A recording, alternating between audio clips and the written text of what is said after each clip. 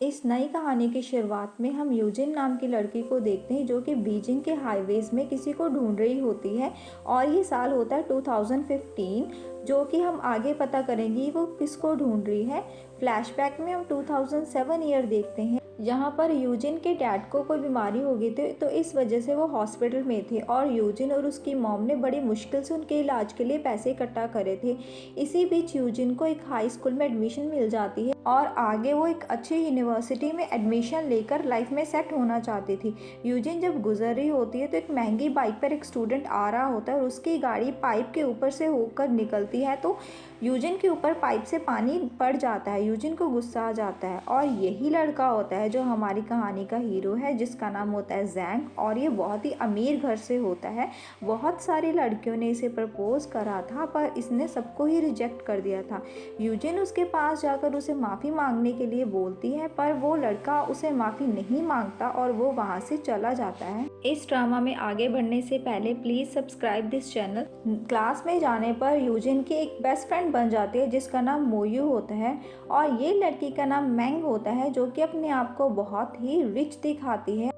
Eugene जब class में जाती है तो वो जैंग के आगे वाली सीट पर जाकर बैठ जाती है और एक लड़की एग्ज़ाम पेपर बांट रही थी पर यूजिन के कम मार्क्स आए थे, तो ये लड़का जिसका नाम जो होता है वो देखकर हंस रहा होता है और वो यही कहता है कि मुझे तो लगा था कि तुम पढ़ने वालों में से होगी पर तुम तो हमारे जैसी हो। यूजिन को अच्छा नहीं लगता। यूजिन जब वहाँ से जाने लगती है तो जैंग उसके नोट्स छीन लेता है और उसे तंग करता है और उसे ये कहता है कि तुम मेरे नोट्स लेकर पढ़ लेना, पर यूजिन को उसके नोट्स की ज़रूरत नहीं थी। और इसी बीच यूजिन के नोट्स में से उसका कुछ सामान गिर जाता है जिससे कि यूजिन को गुस्सा आ जाता है और वो जैंग को थप्पड़ लगाकर वहाँ से चली जाती है। जैंग देखता ही रह जाता है। ब्रेक ख़त्म होने के बाद जब दोबारा से क्लास होती है तो जैंग उसको सॉरी बोलकर उसके नोट्स वापस करता है पर यूजिन उसको रिस्पॉन्स नहीं करती। इसके बाद जैंग टेबल पर अपना पैर लगाकर यूजिन को बुलाने की कोशिश करता है पर यूजिन उसी के पैर पर वही टेबल रख देती है और बेचारा जैंग क्लास में चिल्ला भी नहीं सकता था। अगले सीन में यूजिन जब मोऊ के साथ जा रही होती है तो जोऊ जैंग को लेकर वहाँ पर आता है और ये कहता है कि इसके इस तरह चलने का कारण तुम ही हो और तुम्हें ही अब हॉस्पिटल का खर्चा देना होगा। तो यूजिन उसे अपना कार्ड दे देती है हॉस्पिटल का खर्चा करने के लिए, पर बाद में हमें ये दिखाया जाता है कि ये सब प्लान जैंग का था। जैंग ने बस मिलने के लिए ही यूजिन को ये सब ड्रामा करा था। कैंटीन में बैठकर जब सब खा रहे होते हैं तो जोऊ वहाँ पर आकर सबको ये कहता है कि आज ट्रीट मेरी तरफ से है, तुम लोग जो खाना चाहते हो वो खा लो, पैसे मैं दे दूंगा। और ऐसी ट्रीट थोड़ी ना कोई छोड़ने वाला था। तभी मोऊ वहाँ पर आकर जाओ से ये कहती है कि तुमने यूजिन के कार्ड में से सारे पैसे खर्च कर दिए। उस बेचारी ने तो इतनी मुश्किल से पैसे इकट्ठा करे थे हॉस्टल के खर्चे के लिए। जब जैंग ये सब सुनता है तो जैंग को अच्छा नहीं लगता, तो जैंग उसे उसका कार्ड रिटर्न कर देता है। और अगले सीन में जैंग अपना स्पोर्ट्स में खेल रहा था तो यूजिन उसके पास आती है और उसे ये कहती है कि उसके अकाउंट में कुछ पैसे ऐसे हैं जो उसके है ही नहीं और वो बाकी के पैसे उसे रिटर्न करती है।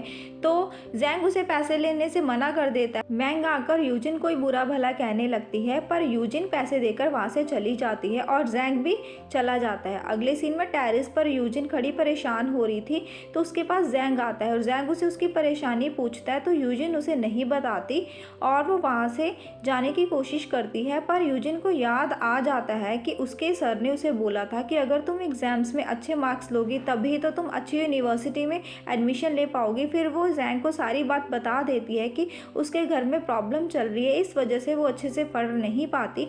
तो जैंग उसे कहता है कि वो उसकी हेल्प करेगा उसे पढ़ने के लिए और वो टेरेस पर जाकर दोनों हर रोज़ पढ़ते थे।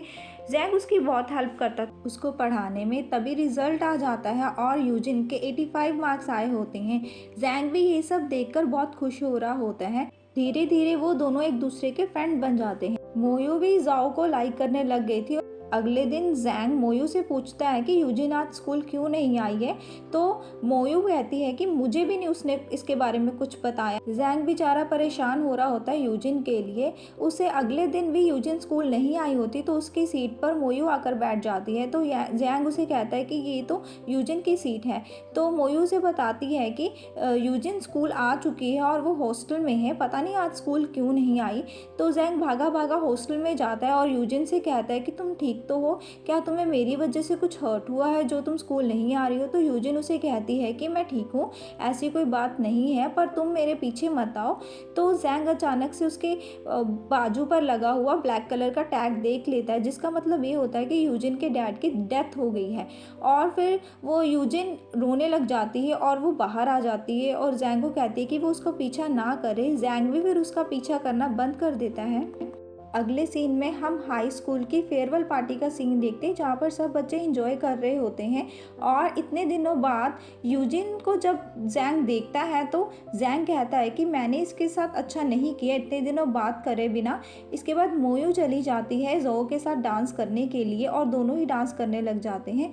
तो जैंग यही सोचता है कि वो भी यूजिन के साथ डांस करेगा और वो यूजिन से डांस करने के लिए पूछता है, पर यूजिन उसे कहती है कि मुझे नहीं आता। तो जैंग उसे ज़बरदस्ती डांस करने के लिए लेकर जाता है और दोनों डांस करने लग जाते हैं। सीन थोड़ा सा यहाँ पर रोमांटिक हो जाता है और एकदम से वहाँ पर लाइट चली जाती है। तो जैंग यूजिन को अपने गले लगा लेता है और जोऊ तो मोयू को किस ही कर देती है। और जब लाइट आ जाती है तो यूजिन वहाँ से अनकंफर्टेबल होकर चली जाती है। जैंग भी यूजिन के पीछे ही चला जाता है और जैंग यूजिन से यही कहता है कि तुम मेरे साथ बीजिंग चलो, हम दोनों वहाँ पर इकट्ठे रहेंगे और फिर शादी भी कर लेंगे। तो वो कहता है कि वो उसे प्यार करता है और उसे शादी भी कर लेगा।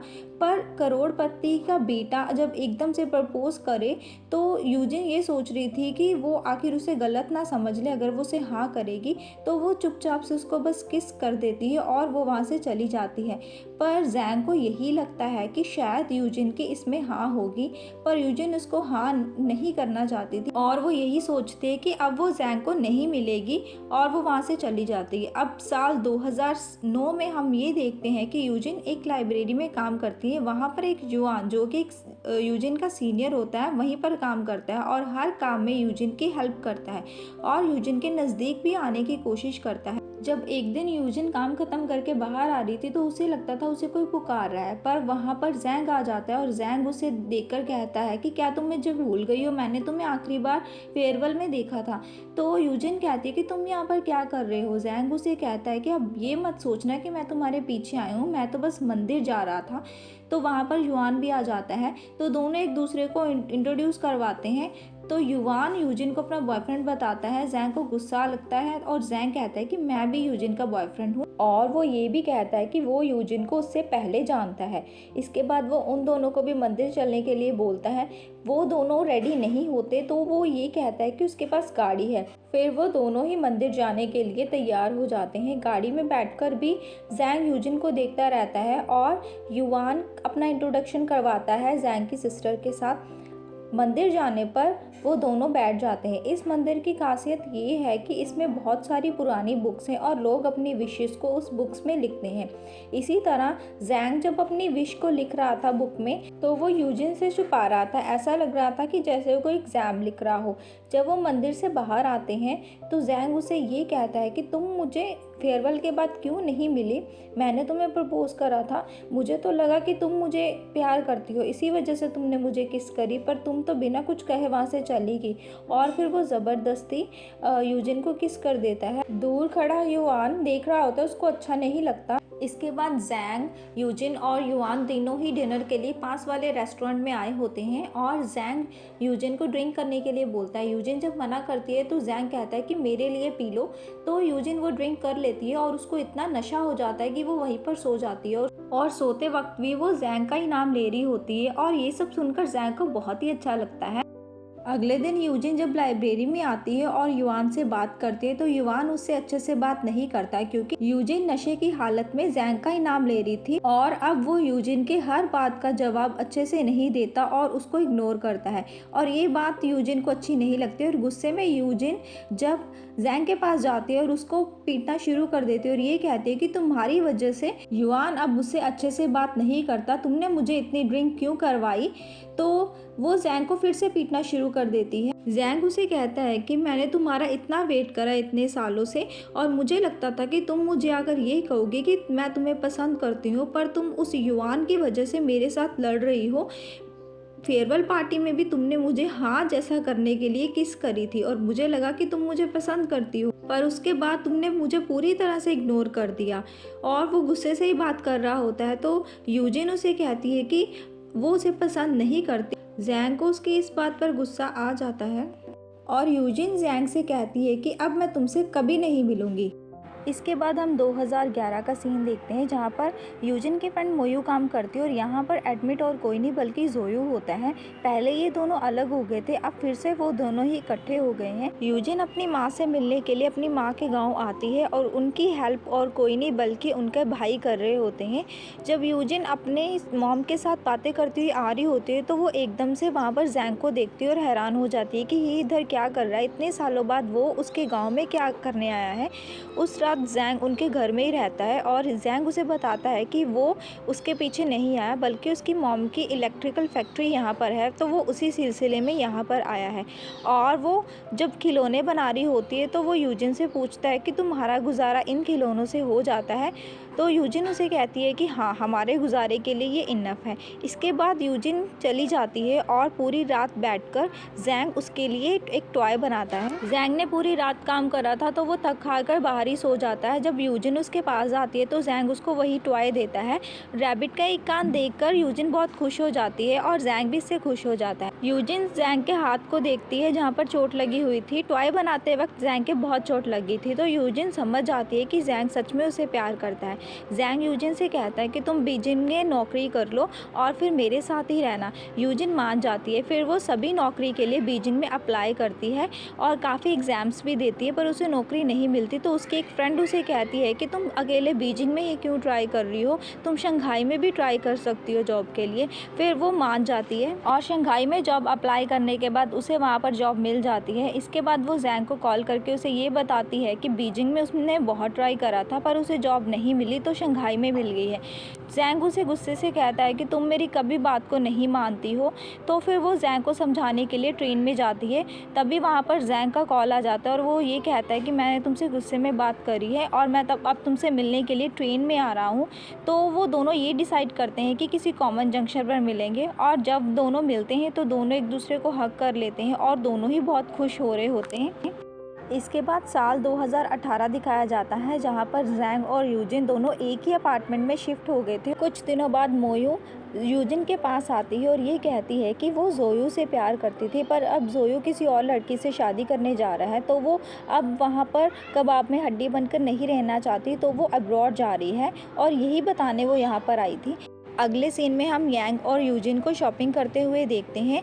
आज जैंग की सिस्टर की एंगेजमेंट थी और यूजिन उसकी सिस्टर की एंगेजमेंट में आई थी। उसकी सिस्टर की एंगेजमेंट और किसी से नहीं बल्कि युवान से होती है जो कि इतने सालों तक यूजिन के साथ लाइब्रेरी में काम करता था। और जैंग अपनी सिस्टर से पूछता है कि तुम्हें पक्का विश्वास है ना कि वो तुम्हारे पैसे से प्यार नहीं करता बल्कि तुमसे करता है, पर उसकी सिस्टर तो प्यार में अंधी होती है। यूजिन को युवान से मिले हुए काफ़ी दिन हो गए थे और जब वो युवान से बातें कर रही होती है तो वो उसे बताता है कि उसने अपने ब्राइट फ्यूचर के लिए ही जैंग की सिस्टर्स के साथ शादी करने के लिए हाँ करी है। और ये बात सुनते ही यूजिन भी सोचने लग जाती है कि अगर वो जैंग को शादी के लिए हाँ कर देगी तो जैंग उसे गलत ना समझे, वो ये ना समझे कि उसके पैसों की वजह से ही उसने जैंग के साथ शादी करने के लिए हाँ करी है। इसके बाद यूजिन सोच में पड़ जाती है। इसके बाद साल 2013 दिखाया जाता है। यहाँ पर यूजिन के अंकल यूजिन के पास आकर उसे ये बताते हैं कि तुम्हारी मॉम को कैंसर हो गया है, पर टेंशन लेने की बात नहीं है, एक छोटी सी सर्जरी के साथ वो ठीक हो जाएगी। और उन्होंने कुछ पैसे इकट्ठा करे हैं पर 2-3 लाख रुपए की अभी भी ज़रूरत है, तो वो यूजिन से इंतज़ाम करने के लिए बोलते हैं। यूजिन कहती है कि कोई बात नहीं, वो जैंग से मांग लेगी। अंकल उसे बताते हैं कि उसकी मॉम की फैक्ट्री से उन्होंने ऑलरेडी बहुत सारे पैसे लोन के अमाउंट के रूप में ले लिए हैं उसकी मॉम के कैंसर के इलाज के लिए। तो अब वो उसे जैंग से पैसे लेने के लिए मना कर देते हैं क्योंकि उन्होंने जैंग की मॉम के पहले भी पैसे रिटर्न करने होते हैं। तो यूजिन उन लोगों को कॉल करती है जिन लोगों को वो जानती है क्योंकि वो पैसों का इंतज़ाम करना चाहती थी। थक हार के यूजिन जब घर जाती है तो जैंग उसे पूछता है कि तुम्हारा दिन कैसा गया, पर यूजिन का मूड ऑफ हुआ देखकर जैंग उसके पास आकर उसे ये कहता है कि तुम चाहे जितना मर्जी छुपा लो, मुझे पता चल गया कि तुम्हारी मॉम की सर्जरी है और तुम्हें पैसों की ज़रूरत है। और जैंग उसके पास पैसे लेकर आता है तो यूजिन कहती है कि उसे पैसों की ज़रूरत नहीं है क्योंकि पैसों का इंतज़ाम उसने कर लिया है। उसके एक पुराने फ्रेंड युआन ने उसे पैसे दे दिए हैं और ये वही युआन होता है जिसने कि ज़ैंग की बहन के साथ शादी करनी है। ज़ैंग को गुस्सा आ जाता है और वो ये कहता है कि तुम मुझे कोई तीसरा आदमी समझते हो, इसी वजह से मुझसे हेल्प नहीं ले रही हो। और वो कहता है कि अब मैं जाऊँगा युआन को पैसे रिटर्न करने के लिए, और युआन को जाकर ये कहता है कि तुम अब से यूजिन को नहीं मिलोगे और यूजिन को जो भी प्रॉब्लम होगी मैं देख लूँगा, तुम मत आगे आना, आज से तुम्हारा यूजिन के साथ कोई वास्ता नहीं है। उधर मैंग यूजिन को कॉल करके बताती है कि ज़ैंग यहाँ पर बहुत ज़्यादा ड्रिंक कर रहा है, और यूजिन जब उसे लेने के लिए जाती है तो ज़ैंग उसके साथ घर जाने से मना कर देता है। फिर यूजिन भी गुस्से से वहाँ से चली जाती है। जब ज़ैंग घर जाता है तो यूजिन उसे बताती है कि उसके अंकल ने पहले ही तुम्हारी मॉम की फैक्ट्री से बहुत सारे पैसे उधार लिए हैं और मैंने भी कुछ पैसे उधार लिए हैं और मैं तुम्हें वापस कर दूंगी। और जब कुछ पैसे वो उसे रिटर्न करती है तो ज़ैंग को गुस्सा आ जाता है और वो उसे और भी चिल्लाता है और ये कहता है कि तुम मुझे आखिर तंग क्यों कर रही हो, तुम मुझे तीसरा बंदा समझते हो।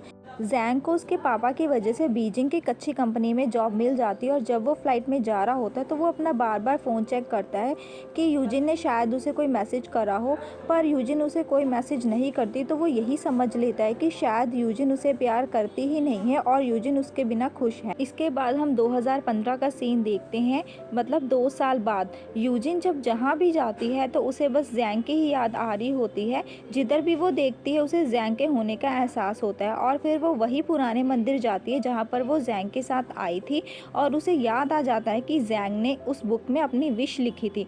फिर वो भागी भागी उस बुक्स को देखने के लिए जाती है और जब चेक करती है तो वहाँ पर यूजिन का नाम लिखा होता है, और उसे एहसास हो जाता है कि यांग सच में ही उससे प्यार करता है, और वो वहीं पर रोने लग जाती है। फिर वो भी बीजिंग की फ़्लाइट पकड़कर बीजिंग चली जाती है, और साल 2015 में ही वो बीजिंग की सड़कों पर घूम रही होती है। वो सिर्फ़ और सिर्फ ज़ैंग को ढूंढने के लिए जाती है और ज़ैंग की कंपनी के बारे में पूछती है, और जब वो ज़ैंग की कंपनी में पहुंच जाती है तो वो बाहर ज़ैंग को खड़ा देख लेती है, और ज़ैंग अपनी कार से निकल रहा था। यूजिन देखकर खुश हो जाती है।